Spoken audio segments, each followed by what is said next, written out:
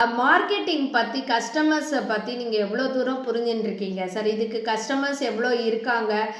குவைத்ல உங்களால விக்க முடியும் அப்படின்றதுக்கோ, இல்ல நம்ம இந்தியால விக்க முடியும் அப்படின்றதுக்கு எந்த அளவுக்கு கஸ்டமர்ஸ் நமக்கு இருக்காங்க, நமக்கு கான்ஃபிடன்ஸ் இருக்கு, அவ்வளோ கஸ்டமர்ஸ் இருக்காங்க அப்படின்றது ட்ரெய்னிங் மூலமா உங்களுக்கு ஐடியா வந்திருக்கா?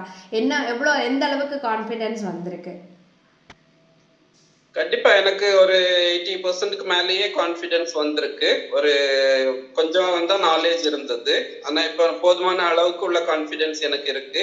ஏன்னா இந்த சப்ஜெக்ட்ல நம்ம இன்னும் நல்லா மூவ் பண்ண முடியும், நல்லா ஷைன் பண்ணக்கூடிய ஒரு ஏரியா அப்படின்னு தான் எனக்கு புரியுது.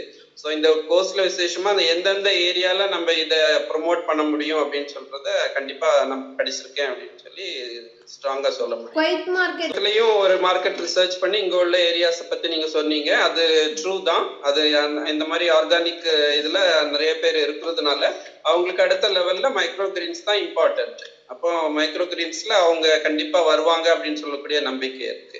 ஸோ இந்த ஏரியாஸ் எல்லாம் கவர் பண்ணும்போது கண்டிப்பா குவைத்லயும் அதுக்குள்ள மார்க்கெட் இருக்கு. நம்ம அதுக்கு ஏற்ற முயற்சிகள் செய்யும்போது நிச்சயமா சக்சஸ் ஆகும்னு சொல்லி ஒரு நல்ல நம்பிக்கை இருக்கு. உங்களுடைய ஸ்டடியும் ஓகே.